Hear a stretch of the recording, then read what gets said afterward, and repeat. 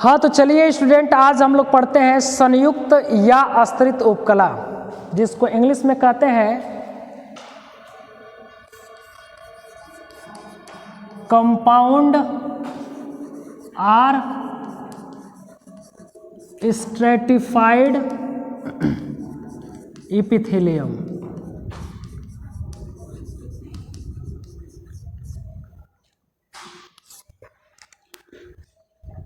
हम लोगों को आज इसका प्रकार पढ़ना है कि यह कितने प्रकार के होते हैं। बाबू ध्यान दीजिए, ये संरचना के आधार पर और कार्य के आधार पर 3 प्रकार के होते हैं। ठीक है ना? कितने प्रकार के होते हैं बाबू? 3 प्रकार के होते हैं। पहला इसका प्रकार होता है आश्रित सल्की उपकला। पहला प्रकार होता है आश्रित सल्की उपकला, जिसको हम कहते हैं इंग्लिश में स्ट्रेटिफाइड स्क्वैमस एपिथेलियम। स्ट्रेटिफाइड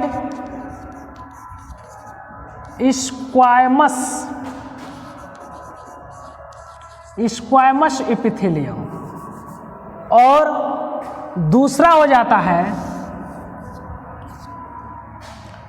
दूसरा होता है ट्रांजिशनल एपिथेलियम।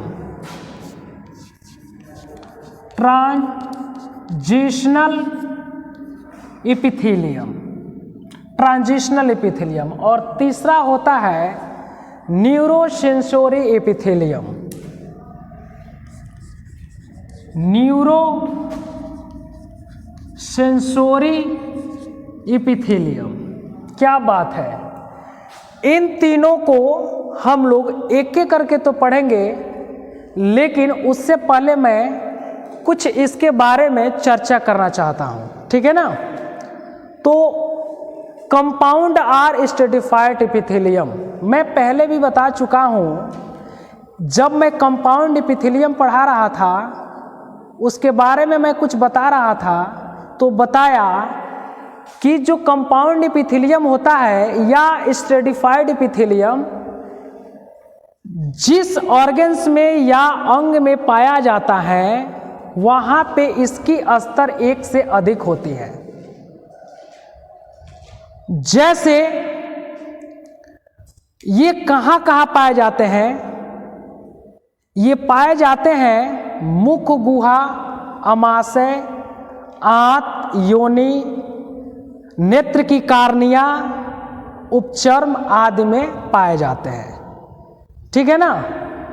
एक बात और है कि जब इन तीनों का हम लोग अध्ययन करेंगे तो कार्य और संरचना के आधार पर करेंगे। ठीक है ना? तो चलिए हम लोग पढ़ते हैं कंपाउंड स्ट्रेटिफाइड एपिथेलियम का प्रकार। तीनों को एक एक करके और आसान भाषा में हम लोग समझेंगे, वो भी एग्जाम्पल के थ्रू। ठीक है ना? तो चलिए पढ़ते हैं। हाँ तो चलिए स्टूडेंट, हम लोग पढ़ते हैं कंपाउंड एपिथेलियम का पहला प्रकार। और पहला प्रकार होता है आश्रित सल्की उपकला। पहला प्रकार होता है आश्रित सल्की उपकला। ठीक है ना? Stratified squamous epithelium. ठीक है ना? Squamous epithelium. ध्यान दीजिएगा आप लोग, इसको बिल्कुल आसान भाषा में हम लोग समझेंगे कि जो आश्रित सल्की उपकला है, इसकी जो कोशिकाएं होंगी, इस उत्तक की जो कोशिकाएं होंगी वो सल्क की भांति होंगी। सल्क का मतलब मैं पहले भी बता चुका हूं आप लोगों को कि कुछ इस तरह से इसकी कोशिकाएं होंगी। इसमें अंतराकोशिकीय स्थान नहीं पाया जाता है। इसकी कोशिका काफी सटी हुई पाई जाती है। ठीक है ना? दिखाई दे रहा है ना? इसकी कोशिकाएं एक पर एक सटी हुई पाई जाती हैं। इसमें अंतराकोशिकीय स्थान नहीं पाया जाता है। लेकिन आश्रित उपकला अर्थात यहां पर भी दिखाई दे रहा कि कंपाउंड या स्ट्रेटिफाइड, हम पहले भी बता चुके हैं कि जिस अंग में पाया जाएगा उस अंग को जो आच्छादित का कार्य करेगा तो एक से अधिक स्तर पाए जाएंगे। बात समझ में आ रहा है ना। जैसे ये कहाँ कहाँ पाया जाता है, तो ये पाया जाएगा अधिचर्म, ये ऊपर वाला जो चमड़ा दिख रहा है इसके नीचे वाले भाग को हम अधिचर्म कहते हैं, डर्मिस को, ठीक है ना। उसके बाद मुख गुहा में पाया जाएगा, हमारी जो मुख गुहा होती है आंतरिक भाग, जैसे आंतरिक भाग जो होती है इसमें पाया जाता है, ठीक है ना। उसके बाद ग्रसनी में पाया जाता है। मुख गुहा के बाद जो नली जो होती है, जो छिद्र होती है, ठीक है ना, उसको हम ग्रसनी कहते हैं, ग्रसनी में भी पाया जाएगा। इसके साथ साथ ग्रसिका में पाया जाएगा, जहाँ से भोजन अमाशय में जाता है उसमें भी उसकी नली भित्ति भी इसी लेयर से आच्छादित होती है, ठीक है ना। इसके बाद ये योनि में भी पाया जाता है, स्त्रियों की जो योनि होती है वेजिना, उसमें भी पाया जाता है। इसके साथ साथ मूत्र नलिका में भी पाया जाता है, आँख की कार्निया में पाया जाता है। लेकिन एक बात और है, इसकी विशिष्ट एक लक्षण मैं बता रहा हूं कि कंपाउंड एपिथेलियम का विशिष्ट लक्षण, जितने इसके अंतर्गत प्रकार आएंगे, टाइप्स आएंगे, जितनी लेयर आएंगी, जितनी ऊतक आएंगी, सभी के सभी में पुनरुद्भवन की क्षमता होती है। यानी कि उसकी कोशिका जो होती है उसमें पुनरुद्भवन की क्षमता होती है। अर्थात किसी अगर कारणवश टूट फूट जाता है, कट फट जाता है अस्तर, तो उनमें बनने की क्षमता, रीजनरेशन, दोबारा बनने की क्षमता होती है। जैसे घाव जो भरता है वो इसी के कारण ही भरता है।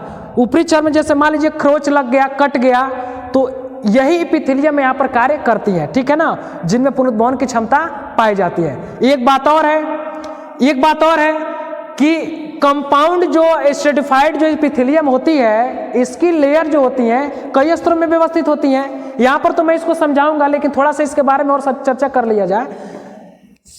जैसे मान लीजिए यहाँ पर कई स्तर हैं, ठीक है, कई स्तर दे दिया गया है।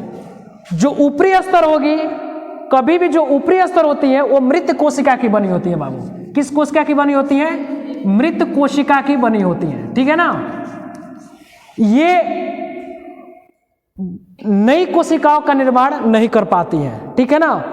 ये पुनरुद्भवन से बने कोशिकाओं से ही इसकी उत्पत्ति होती है। बात समझ में आ रहा है ना। लेकिन यहाँ पे जो इसकी आंतरिक लेयर होगी, जो स्तर होगा, जो लास्ट वाला जो स्तर होगा, जो नीचे वाला स्तर होगा, ये जो है इसकी कोशिकाएं जीवित होंगी। क्या होंगी बाबू? जीवित होंगी। कोई दिक्कत समझने में? इसलिए जीवित होने के कारण ही इनमें पुनरुद्भवन की क्षमता पाई जाती है, ठीक है ना। तो चलिए हम लोग पढ़ते हैं अब कंपाउंड स्ट्रेटिफाइड एपिथेलियम का दूसरा प्रकार, ठीक है ना। अब हम लोग पढ़ेंगे कंपाउंड आर स्ट्रेटिफाइड एपिथेलियम का दूसरा प्रकार। दूसरा टाइप्स क्या होता है बाबू? स्थानांतरित उपकला, ठीक है ना। दूसरा क्या होता है? स्थानांतरित उपकला।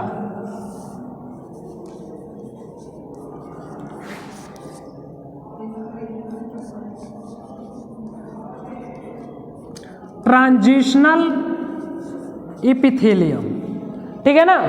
ट्रांजिशनल एपिथेलियम होता है बाबू।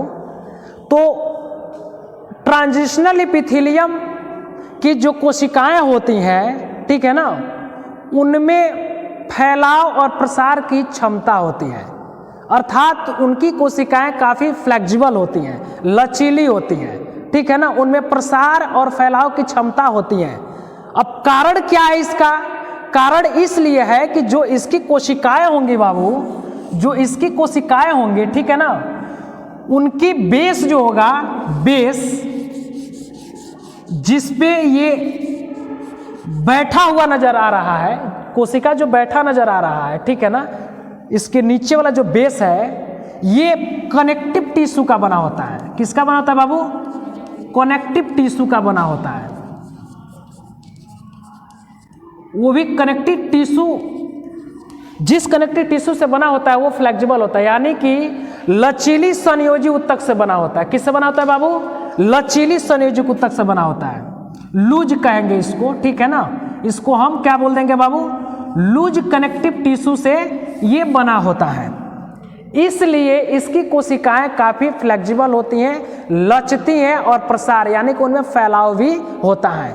ये अधिकतर जो ये जो स्थानांतरित उपकला है ये अधिकतर वहाँ जरूरत होती है जहाँ पे फैलाव की और प्रसार की जरूरत होती है। जैसे कुछ वास्ट मटेरियल को इकट्ठा किया जाता है या वास्ट मटेरियल को बाहर निकाला जाता है, ठीक है ना, तो मटेरियल जो बाहर निकाला जाता है तो कभी कम आता है कभी ज़्यादा आता है। तो कभी ज़्यादा आता है वायु में, कभी ज़्यादा आ जाता है, तो उसके लिए प्रसार और फैलाव चाहिए ना, तो वहाँ पे ये कोशिकाएं आश्रित होती हैं, उसको बनाती हैं। जैसे मूत्राशय और मूत्रवाहिनी, मूत्राशय और मूत्रवाहिनी। जैसे मूत्राशय क्या है, जहाँ पर मूत्र इकट्ठा होता है, मूत्राशय जहाँ पे मूत्र इकट्ठा होता है, ठीक है ना।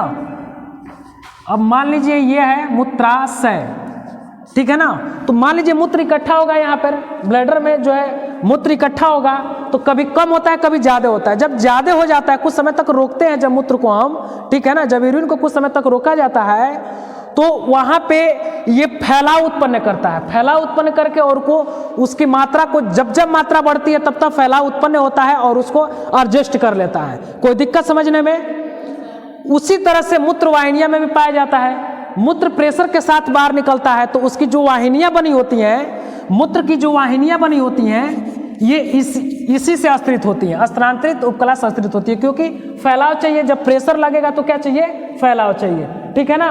तो आई होप कि आप लोगों को समझ में आ गया होगा। तो चलिए हम लोग पढ़ते हैं कंपाउंड आर स्ट्रेटिफाइड एपिथेलियम का तीसरा प्रकार। तो तीसरा है संवेदी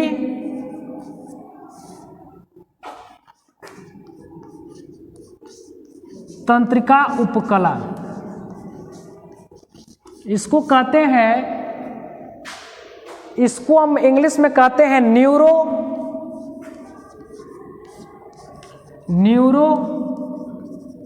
सेंसोरी एपिथेलियम। ध्यान दीजिएगा, इस उपकला की जो कोशिकाएं होती हैं वो स्तंभाकार होती है। कैसी होती है बाबू? स्तंभाकार, यानी कि खंबे की आकार की होती हैं। आपको स्तंभाकार जब मैं पढ़ा रहा होता है उस समय मैं बताया हूँगा कि हाँ ये इस तरह से होता है, ठीक है ना। लेकिन एक बात और है, यहाँ पे संवेदी तंत्रिका कह रहा है, यानी कि यहाँ पे nervous system, nervous fibres related है। इस कोशिका के आधार पर, इस कोशिका के आधार से तंत्रिका तंत्र निकला होता है। क्या निकला होता है बाबू? तंत्रिका तंतु। इसको कहते हैं नर्वस फाइबर। क्या बोलते हैं बाबू? नर्वस फाइबर के नाम से इसको जानते हैं, ठीक है ना। नर्वस फाइबर के नाम से इसको जानते हैं। अर्थात हम कह सकते हैं कि तंत्रिका, जो तंत्र की जो तंतु होता है वो यहाँ से इसके आधार से निकला हुआ पाया जाता है, ठीक है ना। लेकिन इसके ऊपरी छोर पर संवेदी रोम पाए जाते हैं। इसी का रोम ऊपरी सिरे पर पाए जाते हैं, ठीक है ना, ऊपरी सिरे पर पाए जाते हैं। अब रही बात कि इसका वर्क क्या है भाई, तो इसका वर्क यही है कि जिस अंग में पाया जाता है वहाँ पे सेंसिटिव ज़्यादा होता है। सेंसिटिव ज़्यादा होता है। सेंसिटिव का मतलब होता है अंगरना, ठीक है ना। जैसे मान लीजिए कि आप सो रहे हैं, तो सो रहे हैं तो वायु में आपके कान में कोई कुछ डाल रहा है, ठीक है ना, तो डालेगा तो आपको अजीब लगेगा, या फिर इसी तरह से कुछ डालते हैं तो आपको सेंसोरी महसूस होता है, ठीक है ना।